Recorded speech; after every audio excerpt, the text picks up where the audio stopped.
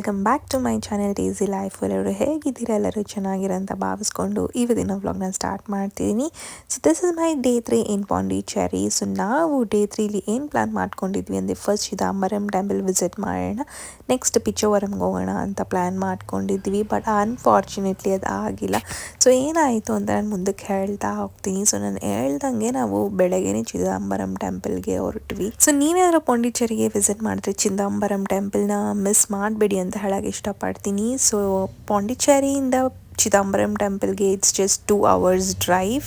Chidambaram temple ಬಂದ್ಬಿಟ್ಟು ಇಂಡಿಯಾದ largest Shiva temple. ಈ ಟೆಂಪಲ್ನ ವಿಶೇಷ ನಾನು ಮುಂದಕ್ಕೆ ಹೇಳ್ತಾ ಹೋಗ್ತೇನೆ. ಸೊ ನೀವು ಈ ಎಂಟ್ರೆನ್ಸ್ ಏನು ನೋಡ್ತಿರಲ್ಲ, this is the main entrance temple ಒಳಗಡೆ ಹೋಗೋಕ್ಕೆ. ಸೊ ನೀವೇನಾದರೂ ದೇವರಿಗೆ ಪೂಜೆ ಮಾಡ್ಸೋಕ್ಕೆ ಪೂಜೆ ಸಾಮಾನು ಇಸ್ಕೋಬೇಕಂದ್ರೆ ಇಲ್ಲೇ ಆಚೆಗಡೆನೇ ಇಸ್ಕೊಂಡು ಒಳಗಡೆ ಎಂಟ್ರಿ ಕೊಡಿ. ಮತ್ತು ಈ ಒಂದು ಟೆಂಪಲ್ ನಟರಾಜ ಟೆಂಪಲ್ ಅಂತಲೂ ಕರೀತಾರೆ. ಇನ್ಫ್ಯಾಕ್ಟ್ ನಟರಾಜ ಟೆಂಪಲ್ ಅಂತಲೇ ಫೇಮಸ್ ಈ ಒಂದು ಟೆಂಪಲ್. ಈ ದೇವಸ್ಥಾನದಲ್ಲಿ ಶಿವರನ್ನು ಲಿಂಗ ರೂಪದಲ್ಲ ನಟರಾಜನ ರೂಪದಲ್ಲಿ ನೋಡಬಹುದು. ಅಂದರೆ ಲಿಂಗ ರೂಪದಲ್ಲಿ ಪೂಜೆ ಆಗಲ್ಲ, ನಟರಾಜನ ರೂಪದಲ್ಲಿ ಪೂಜೆ ಮಾಡ್ತಾರೆ. ಎಲ್ಲರಿಗೂ ಗೊತ್ತಿರಂಗೆ ಶಿವನಲ್ಲಿ ಪಂಚಭೂತಗಳಿದೆ. ಅದು ಯಾವುವು ಅಂದರೆ ಭೂಮಿ, ಅಗ್ನಿ, ವಾಯು, ಜಲ ಮತ್ತು ಆಕಾಶ. ಸೊ ಈ ಒಂದು ದೇವಸ್ಥಾನನ ಆಕಾಶಕ್ಕೆ ಹೋಲಿಸ್ತಾರೆ. ಶಿವನ 4 ಪಂಚಭೂತಗಳ ದೇವಸ್ಥಾನಗಳು ತಮಿಳುನಾಡಲ್ಲಿದೆ ಮತ್ತು 1 ಆಂಧ್ರ ಪ್ರದೇಶದಲ್ಲಿದೆ. ಈ ದೇವಸ್ಥಾನದ ಇತಿಹಾಸ ಏನಂದರೆ, ಶಿವರು ಪಾರ್ವತಿ ದೇವಿಗೆ ಶಾಪವನ್ನು ಕೊಡ್ತಾರೆ. ಏನು ಶಾಪ ಅಂದರೆ ನೀನು ಕಾಳಿ ದೇವಿ ಆಗು ಅಂತ. ಸೊ ಹಾಗಾಗಿ ಪಾರ್ವತಿ ದೇವಿ ಕಾಳಿ ಅವತಾರನ್ನು ಧರಿಸ್ಕೊಂಡು ಎಲ್ಲರನ್ನೂ ಸಂಹಾರ ಮಾಡ್ಕೊಂಡು ಬರ್ತಿರ್ತಾರೆ. ಅಂದರೆ ಕೆಟ್ಟವ್ರನ್ನೂ ಸಂಹಾರ ಮಾಡ್ತಿರ್ತಾರೆ, ಒಳ್ಳೆಯವ್ರನ್ನೂ ಸಂಹಾರ ಮಾಡ್ತಿರ್ತಾರೆ.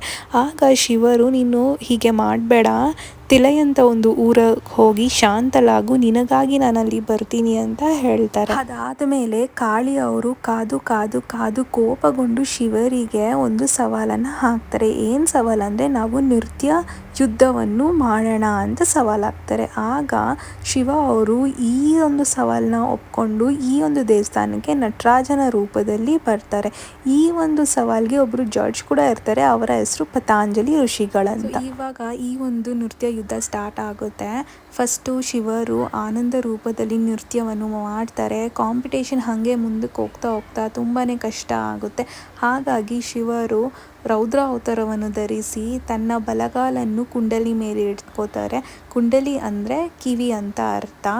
ಸೊ ಕಾಳಿ ಒಂದು ಹೆಣ್ಣಾಗಿ ಇದನ್ನು ಮಾಡೋಕ್ಕಾಗಲ್ಲ. ಸೊ ಕಾಳಿ ತಲೆಬಾಗಿ ನಾನು ಸೋತೆ ಅಂತ ಒಪ್ಕೋತಾರೆ. ಆವಾಗ ನಟರಾಜರು ಈ ಒಂದು ದೇವಸ್ಥಾನದಲ್ಲಿ ನಟರಾಜನಾಗಿ ನೆಲೆಸ್ತಾರೆ. ಸೊ ಹಾಗಾಗಿ ನಟರಾಜನಿಗೆ ಫಸ್ಟ್ ಪೂಜೆ ಮಾಡ್ತಾರೆ. ಈ ಒಂದು ದೇವಸ್ಥಾನದಲ್ಲಿ ಶಿವರನ್ನು 3 ರೂಪದಲ್ಲಿ ನೋಡಬಹುದು. ಫಸ್ಟ್ ರೂಪ ಬಂದ್ಬಿಟ್ಟು ನಟರಾಜನ ರೂಪದಲ್ಲಿ, ನೆಕ್ಸ್ಟ್ ಬಂದ್ಬಿಟ್ಟು ಸ್ಫಟಿಕಲಿಂಗ ರೂಪದಲ್ಲಿ ನೋಡ್ಬೋದು, ನೆಕ್ಸ್ಟ್ ಬಂದ್ಬಿಟ್ಟು ಇಲ್ದಿರೋ ರೂಪದಲ್ಲಿ ನೋಡ್ಬೋದು. ಯಾಕೆಂದರೆ ಈ ಒಂದು ದೇವಸ್ಥಾನನ ಆಕಾಶಕ್ಕೆ ಹೋಲಿಸ್ತಾರಲ್ವ. ಸೊ ಹಾಗಾಗಿ ರೂಪ ಇಲ್ದಿರೋ ರೂಪದಲ್ಲಿ ಶಿವನನ್ನು ನೋಡಬಹುದು. ಅಂದರೆ ದೇವರು ಎಲ್ಲ ಕಡೆ ಇದ್ದಾರೆ ಅಂತ ಅರ್ಥ. ಈ ದೇವಸ್ಥಾನ ತುಂಬಾ ಪವರ್ಫುಲ್ ಅಂತ ಕೇಳ್ಪಟ್ಟಿದ್ದೀನಿ. ಸೊ ಹಾಗಾಗಿ ನೀವೇನಾದರೂ ಈ ದೇವಸ್ಥಾನಕ್ಕೆ ವಿಸಿಟ್ ಮಾಡಿದ್ರೆ ಭಕ್ತಿಯಿಂದ ಬೇಡ್ಕೊಳ್ಳಿ, ಎಲ್ಲನೂ ಈಡೇರುತ್ತೆ ಅಂತ ಹೇಳಕ್ಕೆ ಇಷ್ಟಪಡ್ತೀನಿ.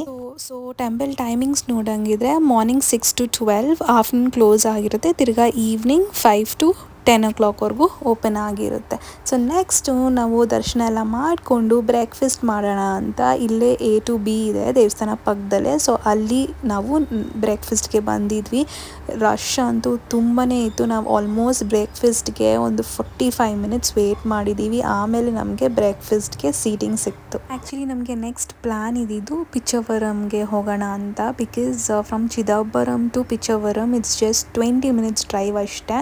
ಸೊ ಹಾಗಾಗಿ ನಮಗೆ ಪಿಚ್ಚವರಂಗೆ ಹೋಗೋಣ ಅಂತ ತುಂಬಾ ಆಸೆ ಇತ್ತು. ಬಟ್ ಅನ್ಫಾರ್ಚುನೇಟ್ಲಿ ಅದು ಆಗಿಲ್ಲ. ಬಿಕಾಸ್ ನಾವು ಹೋಗಿದ್ದು ವೆಕೇಷನ್ ಟೈಮಲ್ಲಿ, ಕ್ರೌಡ್ ಅಂತೂ ತುಂಬಾ ಜಾಸ್ತಿ ಇತ್ತು.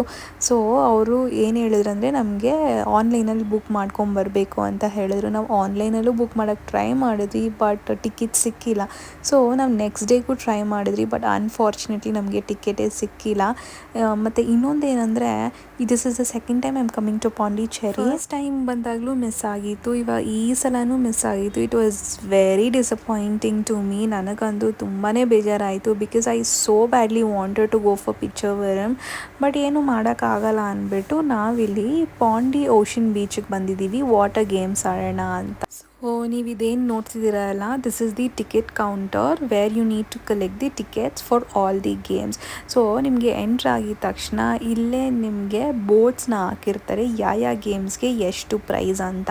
ನಾನು ನಿಮ್ಗೆ ಆ ಬೋರ್ಡ್ನ ತೋರಿಸ್ತೀನಿ ಈಗ ನೋಡಿ. ಈ ಥರ ಬೋರ್ಡ್ಸ್ ಹಾಕಿರ್ತಾರೆ ಎಷ್ಟೆಷ್ಟು ಪ್ರೈಸ್ ಅಂತ, ಮತ್ತು ಏನೆಲ್ಲ ಪ್ರಿಕಾಷನ್ಸ್ ತೊಗೋಬೇಕು ಆ ಗೇಮ್ಸ್ಗೆ ಆಡೋಕ್ಕೆ ಅಂತ ಈ ಬೋರ್ಡಲ್ಲೇ ಮೆನ್ಷನ್ ಮಾಡಿರ್ತಾರೆ. ಅಂದರೆ ಇಂಡೋರಾ ಅದು ಇಲ್ಲ ಔಟ್ಡೋರಾ, ಮತ್ತು ಎಷ್ಟು ಏಜ್ ಇರಬೇಕು, ಎಷ್ಟು ಹೈಟ್ ಇರಬೇಕು, ಎಷ್ಟು ವೇಟ್ ಇರಬೇಕಂತ ಎಲ್ಲನೂ ಆ ಬೋರ್ಡ್ ಮೇಲೆ ಮೆನ್ಷನ್ ಮಾಡಿರ್ತಾರೆ. ಏನು ವರಿ ಏನು ಮಾಡ್ಕೋಬೇಕಿಲ್ಲ, ಕ್ಲೀನಾಗಿ ನಮಗೆ ಎಕ್ಸ್ಪ್ಲೇನ್ ಮಾಡ್ತಾರೆ. ಸೊ ಇವಾಗ ಆ ಬೋರ್ಡ್ಗಳ ಮುಂದೆನೇ ಇನ್ಚಾರ್ಜಸ್ ನಿಂತಿರ್ತಾರೆ. ಅಂದರೆ ನಾವು ಒಂದ್ಸಲ ಡಿಸೈಡ್ ಆದರೆ ಯಾವ ಗೇಮ್ನ ಆಡ್ತೀವಿ ಅಂತ ಅವ್ರಿಗೋಗಿ ಹೇಳಿದ್ರೆ ಅವರು ಕ್ಲೀನಾಗಿ ಈ ಥರ ಬರ್ಕೋತಾರೆ. ಅಂದರೆ ನಮಗೆ ಟೋಟಲ್ ಕಾಸ್ಟ್ ಎಷ್ಟಾಗಿದೆ ಅಂತ ಕೊಡ್ತಾರೆ. ಅಂದರೆ ಎಷ್ಟು ಜನ ಆಟ ಆಡ್ತಿರಲ್ಲ, ಎಷ್ಟು ಗೇಮ್ಸ್ ಆಡ್ತಿದ್ದೀರಾ ಅಂತ ಎಲ್ಲ ಈ ಲಿಸ್ಟಲ್ಲಿ ಬರ್ಕೊಂಡು ನಮಗೆ ಆ ಲಿಸ್ಟ್ನ ಕೊಡ್ತಾರೆ. ಸೊ ಇವಾಗ ನೀವು ಏನು ನೋಡ್ತಿದ್ದೀರಲ್ಲ, ಈ ಥರ ಲಿಸ್ಟ್ನ ಕೊಡ್ತಾರೆ. ಸೊ ಈ ಲಿಸ್ಟ್ನ ತೊಗೊಂಡು ನಾವು ಕೌಂಟರ್ಗೆ ಹೋಗಿ ಕೊಡಬೇಕಾಗುತ್ತೆ. ನಾವು ಯಾವ ಗೇಮ್ನ ತೊಗೊಂಡ್ವಿ ಅಂದರೆ banana raid, archery, zip line ಮತ್ತು ಸ್ಪೀಡ್ ಬೋಟ್ ತೊಗೊಂಡಿದ್ವಿ. ಸೊ ಈ 4 ಗೇಮ್ಸ್ನ ಆಡಿದ್ವಿ. ನಾವು ಒಟ್ಟು 5 ಮೆಂಬರ್ಸ್ ಆಡಿದ್ವಿ. ಸೊ ನಮಗೆ 12,000 ಕಾಸ್ಟ್ ಆಯಿತು. ಎಲ್ಲ ಗೇಮ್ಗೆ 5 ಮೆಂಬರ್ಸ್ಗೆ 12,000 ಕಾಸ್ಟ್ ಆಯಿತು.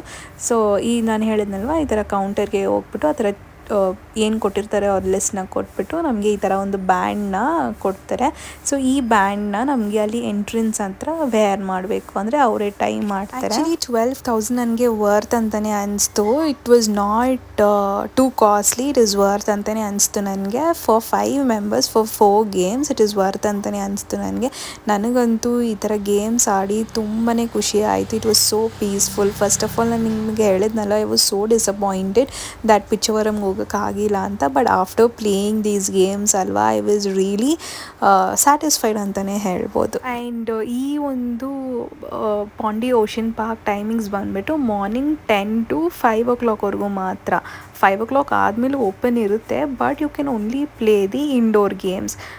5 o'clock ಮುಂಚೆನೇ ಈ ಥರ ಸ್ಪೀಡ್ ಬೋಟು ಇಲ್ಲ ಬನಾನಾ ರೈಡೆಲ್ಲ ಕ್ಲೋಸ್ ಮಾಡಿಬಿಡ್ತಾರೆ. ಸೊ ಅದೊಂದು ಟೈಮ್ನ ನೋಡ್ಕೊಳ್ಳಿ. 5 o'clock ಒಳಗಡೆ ಬಂದರೆ ಮಾತ್ರ ಈ ಗೇಮ್ಸ್ನ ಆಡಿಸ್ತಾರೆ. ಸೊ ನಾವು ಹೋದಾಗಲೇ almost it was 4 o'clock. So ನಾವು ಇನ್ನೂ ಲೇಟ್ ಮಾಡಬಾರ್ದು ಅಂತ we first went to speed boat. So ನೀವು ನೋಡ್ತಿರ್ಬೋದು, ನಾನಂತೂ ತುಂಬಾ ಎಂಜಾಯ್ ಮಾಡಿದೆ, ತುಂಬಾ ಚೆನ್ನಾಗಿತ್ತು.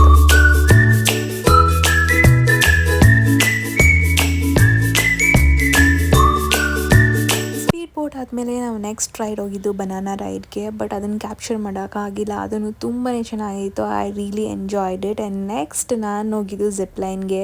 This is my favourite game ಅಂತಲೇ ಹೇಳ್ಬೋದು. ನೀವೇನಾದರೂ ಜಿಪ್ ಲೈನ್ ಎಕ್ಸ್ಪೀರಿಯೆನ್ಸ್ ಮಾಡಿಲ್ಲ ಅಂದರೆ ಒಂದ್ಸಲಾದರೂ ಎಕ್ಸ್ಪೀರಿಯೆನ್ಸ್ ಮಾಡಿ ಅಂತ ಹೇಳ್ತೀನಿ. ಸೊ ಆರ್ಚರಿನೂ ಆಡಿಕೊಂಡು ನಾವು ನಮ್ಮ ಸ್ಟೇ ಕಡೆ ಹೊರಟ್ವಿ. ನಾವು ತುಂಬಾ ಟಯರ್ಡ್ ಆಗಿದ್ವಿ. ಸೊ ಹಾಗಾಗಿ ಎಲ್ಲೂ ಹೋಟೆಲಲ್ಲಿ ಸ್ಟಾಪ್ ಮಾಡಿಲ್ಲ. ನಾವು ಡೈರೆಕ್ಟಾಗಿ ಸ್ಟೇಗೆ ಹೋಗಿ ಆರ್ಡರ್ ಮಾಡ್ಕೊಂಡ್ವಿ ಡಿನ್ನರ್ಗೆ ನಾವು ಪಿಜ್ಜಾನ ಆರ್ಡರ್ ಮಾಡಿದ್ವಿ. ಪಿಜ್ಜಾ ಅಂತೂ ತುಂಬಾ ಚೆನ್ನಾಗಿತ್ತು. ಸೊ ಹಾಗಾಗಿ ನೀವೇನಾದ್ರು ಪಾಂಡಿಚೇರಿಗೆ ಬಂದರೆ ಪಿಜ್ಜಾನ ಮಿಸ್ ಮಾಡಬೇಡಿ ಅಂತ ಹೇಳ್ತೀನಿ.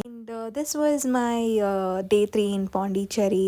ಐ ಹೋಪ್ ದಿಸ್ ವಿಡಿಯೋ ನಿಮಗೆ ಇಷ್ಟ ಆಗಿದೆ ಅಂತ ಅಂದ್ಕೊತೀನಿ. ಸೊ ಈ ವಿಡಿಯೋ ನಿಮಗೆ ಇಷ್ಟ ಆಗಿದ್ದಲ್ಲಿ ಪ್ಲೀಸ್ ಲೈಕ್ ಮಾಡಿ, ಮತ್ತು ನಿಮ್ಮ ಫ್ಯಾಮಿಲಿ ಫ್ರೆಂಡ್ಸ್ಗೆ ಶೇರ್ ಮಾಡಿ. ಮತ್ತು ಇಂಥ ವಿಡಿಯೋಗಳನ್ನು ನನ್ನ ಯೂಟ್ಯೂಬಲ್ಲಿ ಪೋಸ್ಟ್ ಮಾಡ್ತಿರ್ತೀನಿ. ಸೊ ಹಾಗಾಗಿ please subscribe to my channel and support to my channel ಅಂತ ಕೇಳ್ಕೊಂಡು ಈ ವಿಡಿಯೋನ ಇಲ್ಲೇ ಎಂಡ್ ಮಾಡ್ತಿದ್ದೀನಿ. Thank you for watching. See you in the next video. Bye.